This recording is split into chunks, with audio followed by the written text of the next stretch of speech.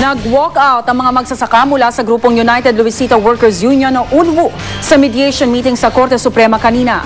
Umalis din maging ang abogado ng isa pang grupo, ang Ambala o Alyansa ng mga manggagawang bukid ng Hacienda Luisita. Nagpahiwatig din daw ang mga kliyente ni Attorney Jobert Pahilga na hindi na sila dadalo sa mga susunod pang tulong. Paniwala kasi ng dalawang grupo ng magsasaka, pinipilit ng Hacienda Luisita na ituloy ang stock distribution option. Hindi raw nila nararamdaman na gusto talagang ipamahagi sa kanila ang lupain ng hasyenda. Iginit naman ng Hacienda Luisita na bukas sila sa iba pang hakbang at hindi lamang sa pamamahagi ng stocks. Ang susunod na mediation meeting ay nakatakda sa Huwebes. Sana mas maganda na kung magpapatuloy tayo sa mediation ay lahat ng parties will be willing to start with the premise na walang tayong magbibigay ng kondisyones. Ang ibig sabihin nun, everyone should be open to all options. Ayaw naman nila rin akong pagsalitain. So sabi ko sa mga, lumabas na lang tayo. Hindi naman na tayo kailangan na makinig sa usapan na ito ng mediation. Dahil nga, ang ano man ang mapag-usapan nila dito, wala naman na tayong pag-alam doon. Ang hihintayin natin, itong desisyon ng Supreme Court. Samantala, nakabalik na po si Pope Benedict XVI sa Vatican matapos ang kanyang 4 na araw na pagbisita sa United Kingdom. Sa huling araw niya sa UK, pinuri ng Santo Papa ang kagitingan ng mga Briton sa paglaban noon sa mga Nazi. Isinailalim din niya sa beatification ang 19th century cardinal na si John Henry Newman. Hinarap din ng Santo Papa ang mga biktima ng umano'y pang-aabuso. Bibihirang bumisita sa United Kingdom ang isang Santo Papa mula nang humiwalay noon sa simbahang Katoliko ang Church of England.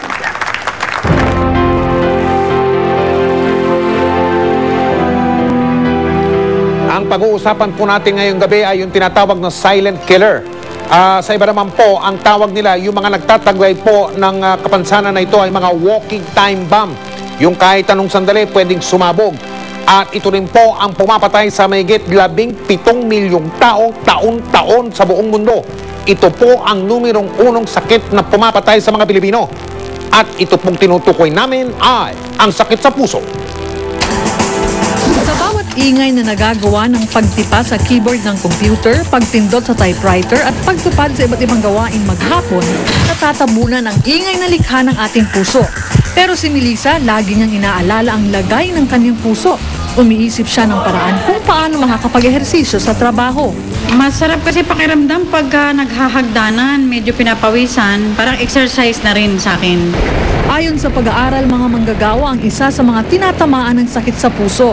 A significant number dito sa ating populasyon will spend significant hours working. Importante kasing ma-recognize natin na maraming unhealthy habits happen or occur in the workplace. Ayon kay Doc, ang paninigarilyo, maalat at matatabang pagkain, pati ang katamaran sa pagkilos at pag-ehersisyo ay posibleng mauwi sa sakit sa puso. This is a preventable disease and we can start in the workplace. Payo ni Doc, kung malapit ang pupuntahan, subukang maglakad kesa sumakay.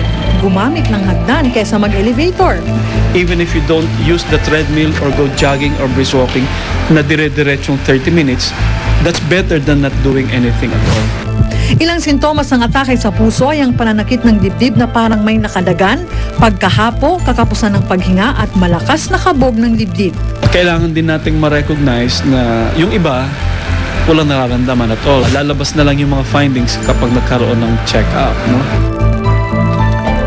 Ang payo po ng mga doktor, mahalaga na regular natin pinasusuri ang kalagayan ng ating puso.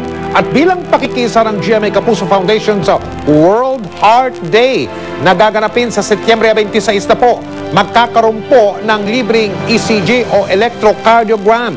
Kaya kung kayo po ay 20 hanggang 60 taong gulang, sumasakit ang dibdib, irregular ang tibok ng puso, kailangan nyo na po magkaroon ng tinatawag na ECG na yan, electrocardiogram, mga kapuso. Tumawag po kayo sa tanggapan ng GMA Kapuso Foundation. Ang unang 100 na makapagpapatala ang mapapaglingkuran.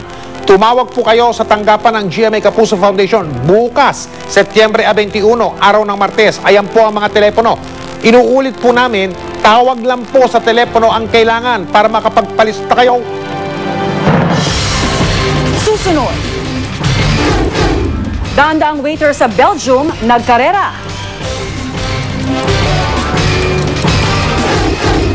Miyembro ng Salbakuta pumutok ang ulo matapos daw pukpukin ng kapwa rapper. At hindi paghahatid ni Robin Padilla sa anak na si Ali sa Australia, alamin ang dahilan. Tuloy ang pagtutok dito sa 24 Oras.